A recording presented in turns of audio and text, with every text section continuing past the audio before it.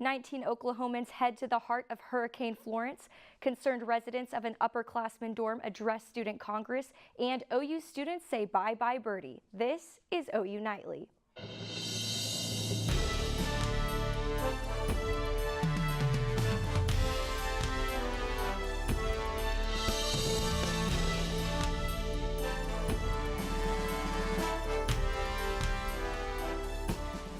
I mean, I packed up everything as well as I could and got it all prepped up and boarded the windows, got my boat with me, got my dog with me, so not what I wanted to do, but it's what I had to do. Deserted beaches on the Carolina coast tonight. Hello, thank you for joining us for OU Nightly. I'm Shereen Hashem. And I'm Kyle Payne. Hurricane Florence is headed moving towards the East Coast, and millions of people are under evacuation orders. OU Nightly meteorologist Marisa Nuzzo joins us live with the very latest on its track. Thanks, guys. So here is the latest information on Hurricane Florence. Hurricane Florence has been declared a Category 3 as of today. The winds have slowed down a little bit and gone down to 125 miles per hour, and Georgia has been added to a state of emergency, and those hurricane warnings are continuing. So this is the current size, and just so that you know the size, this is about the size of 4 states of Ohio. So we'll be breaking this down coming up later. Back to you guys. Here at home, the local chapter of the American Red Cross is doing what they can to help those in the path of the hurricane. Sammi Steele has the latest on Oklahoma's efforts to offer help.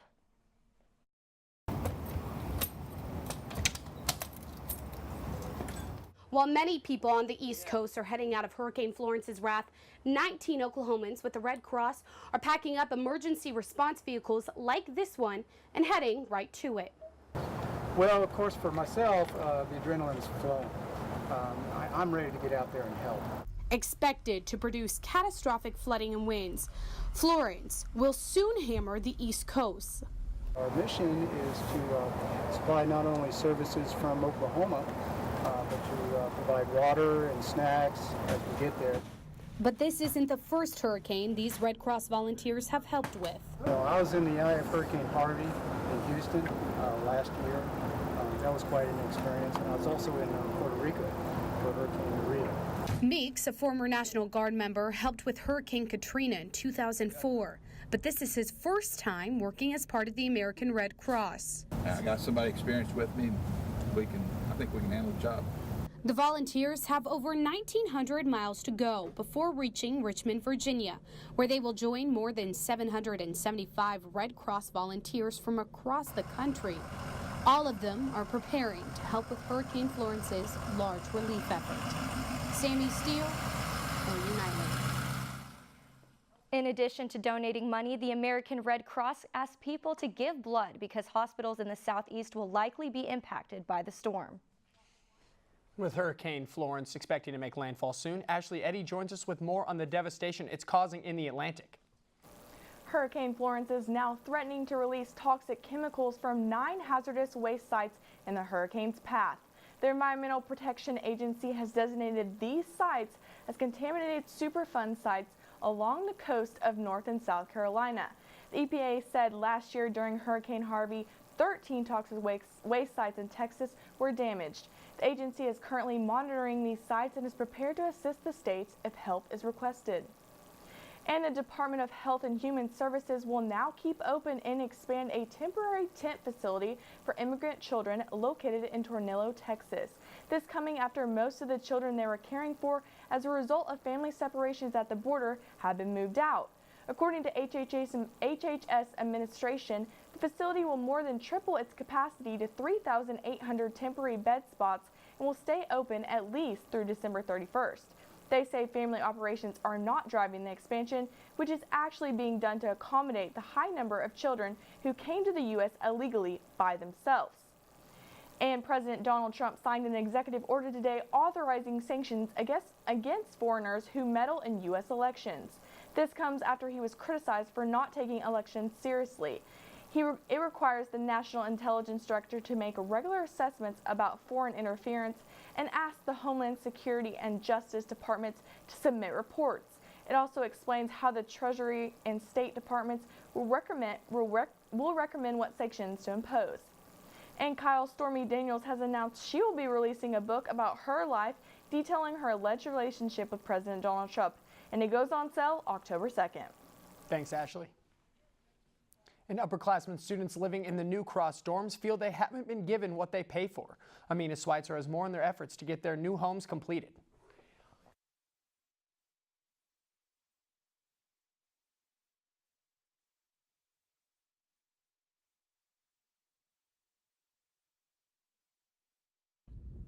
An empty courtyard, closed restaurants, and leaky ceilings were just some of the concerns residents brought up in last night's Student Government Association meeting. So here are some of the complaints that we are having. Fire alarms have gone off 3 times in the middle of the night. We are being charged for amenities that are not in service even after a month of living there. The lobby of Building C has been leaking for days and leaked in several different spots, and it still hasn't been taken care of. The Student Congress yielded as much time to Abigail Louder as she needed to express her concerns. The SGA chair assured the residents that their voices were being heard. In actuality, they were incredibly receptive to what we had to say. Based on the reaction that they gave me, there were other people that also had complaints about Cross, just no one has done it formally like we have through the Student Congress. Louder says the next step for herself and other Cross residents is to wait and see what SGA can do before they take more direct action. SGA Chair Thomas Cassidy told the Cross residents that the Problems and Projects Committee specifically will look into the complaints further. OU Nightly will have more updates to this story as it develops. Thanks, Mina. Apple released 3 new iPhones today, along with a new Apple Watch. Plus, the scooters taking over the South Oval may be flying south for the winter.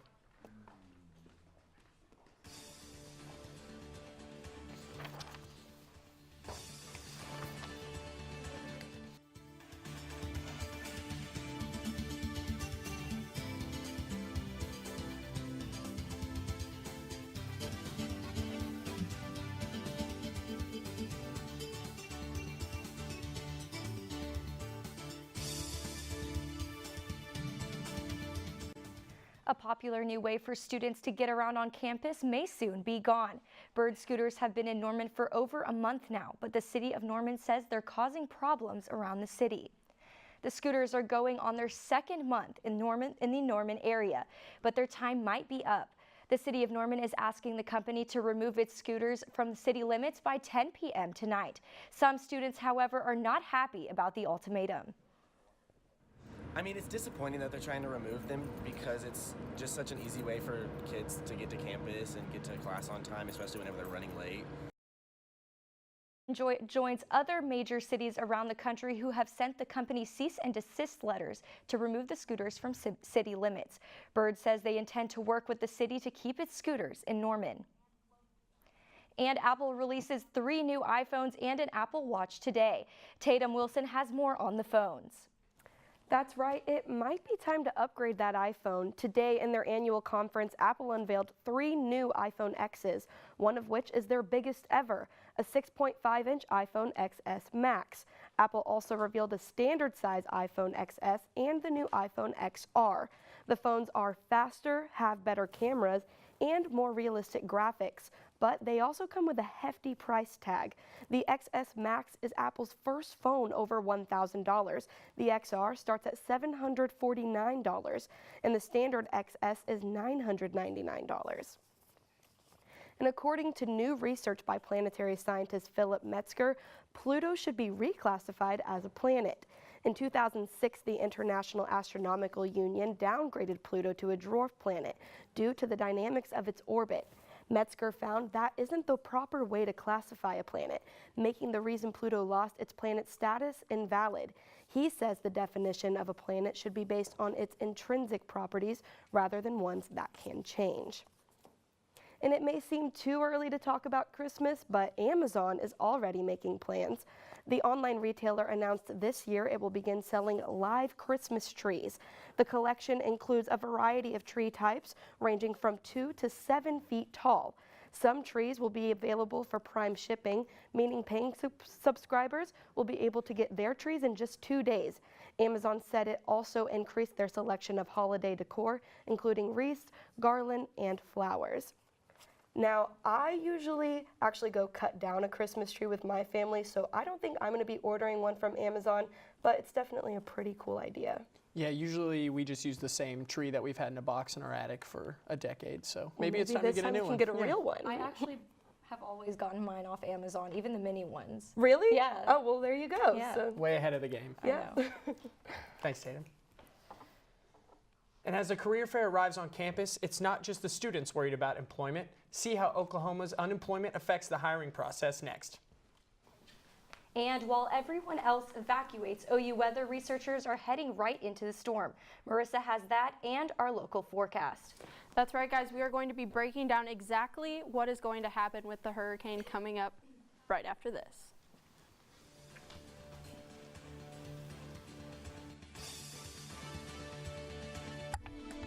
Welcome back to OU Nightly. We are going to take a look right now. This is some footage from earlier today of some storm tracks that have deployed from the National Weather Center. They left on Sunday, and they are currently making their way down to North Carolina, and they are going to be there surveying data and getting some information to bring back here to Oklahoma. But on the other side of the street, we're seeing all of these cars leaving.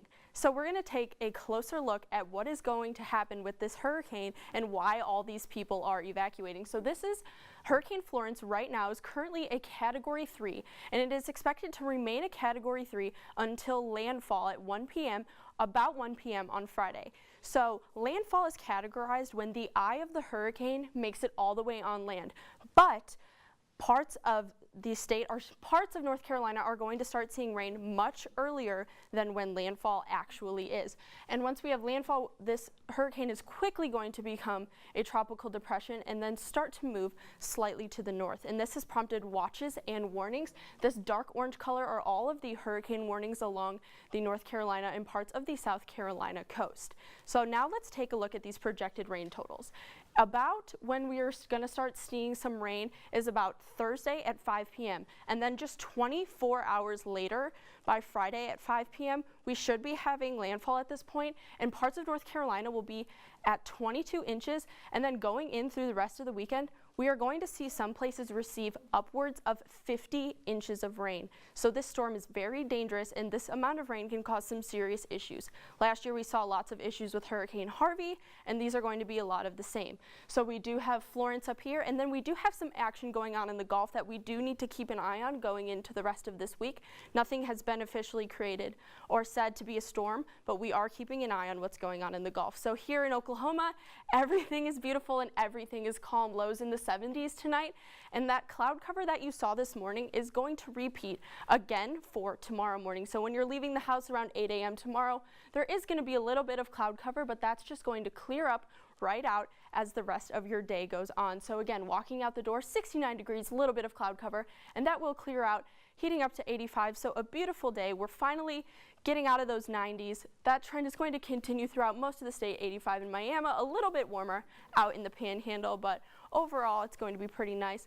That cloud cover again for tomorrow, and then 86 on Friday with a little bit of clouds. And then for the rest of the week, we do have some rain chances for the weekend, 30%. So we are keeping an eye on that. For now, it's a little hard to tell whether or not it's going to rain and where it's going to pop up, but I don't think those rain chances are really going to ruin anybody's weekend. I'm just kind of disappointed that it's already back up to almost 90. Yeah, there was a little relief. I was hoping it was going to stay cool. Yeah, we got a little taste of fall, and now we're going to ride in those upper 80s for the next week. Thanks, Marisa. In recent statistics, good news for OU grads looking for a job. Recent statistics released by the Oklahoma Employment Security Commission show unemployment is down in all 77 Oklahoma counties. Rates ranged from 2.1% in Grant County to 6.7% in Latimer County. Overall, the state's jobless rate is just 3.8%. As a result, employers are competing for employees. It's really just about promoting, talking to as many people as you can. Word of mouth is still a great thing. And then doing that different ways by social media and advertising and coming to events like this. Engineering students can take advantage of a career fair tomorrow, September 30th, held at Lloyd Noble. The OU football team hits the road for the first time this fall. Meridith Mulkey is here with a look ahead on what's happening in sports. The Crimson and Cream are looking for revenge against the Cyclones after that awful loss at home last year. And OKC Thunder star Russell Westbrook is trying to get healthy before the season starts. Sports is straight ahead.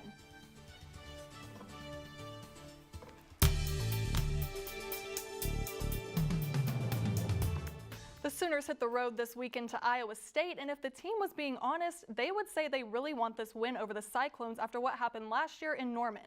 But William Soule tells us they're not really telling us the whole truth. After a surprise loss to Iowa State in Norman last year, the Sooners are downplaying the revenge game in Ames this weekend. No matter who you're playing.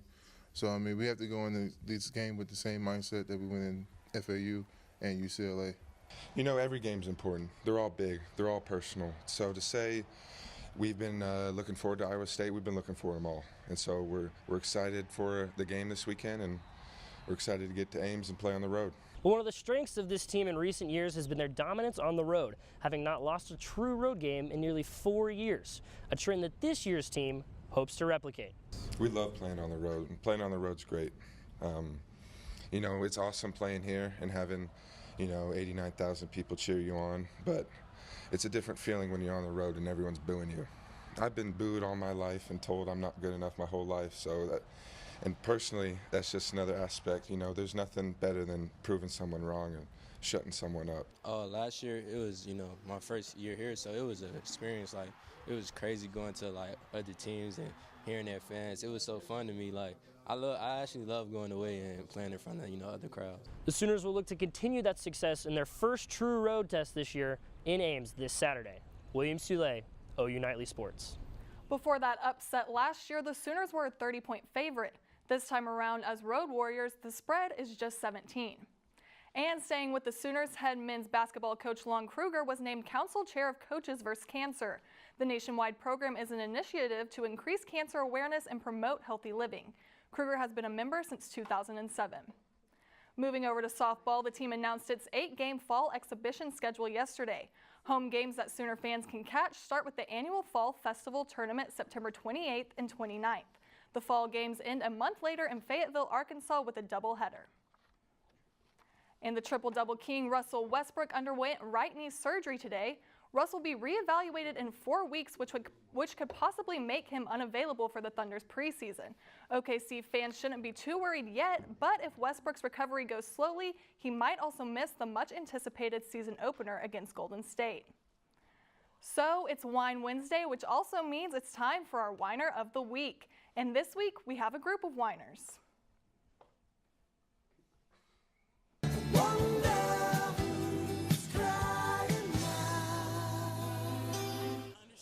ITF chair umpires are fighting back against Serena Williams and her charges of sexism. The officials are upset that the International Tennis Federation did not show public support for them until 48 hours after the match ended. Some of the umps are even considering boycotting Serena's matches.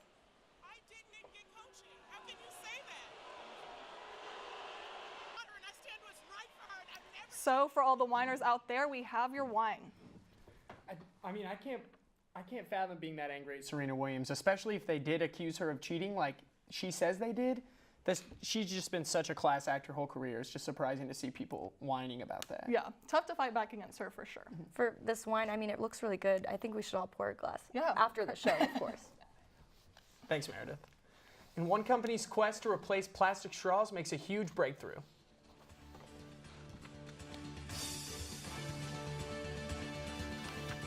My body may be, but my Lord has set my soul free. There's a gray stone chapel here at Folsom. Americans use 500 million straws per day. And with the announcement that Starbucks and McDonald's will support the ban on plastic straws, companies are looking for a solution. Final Straw released their product on Kickstarter, and the collapsible metal straw raised nearly $2 million. The straw will fit into a case small enough to attach to your keys and provide a straw you won't ever have to throw away. On Final Straw's website, their mission says they hope to help the world be free of plastic straws by 2032. That's a pretty awesome initiative. I think it's really great to help the environment, especially in today's day and age. Yeah. So let's take one more final look at Florence. I just want to reiterate that it is going to make landfall sometime on Friday afternoon, but the Carolinas are going to be seeing the effect of that beforehand. So do everything you can to try to help and prep for this hurricane.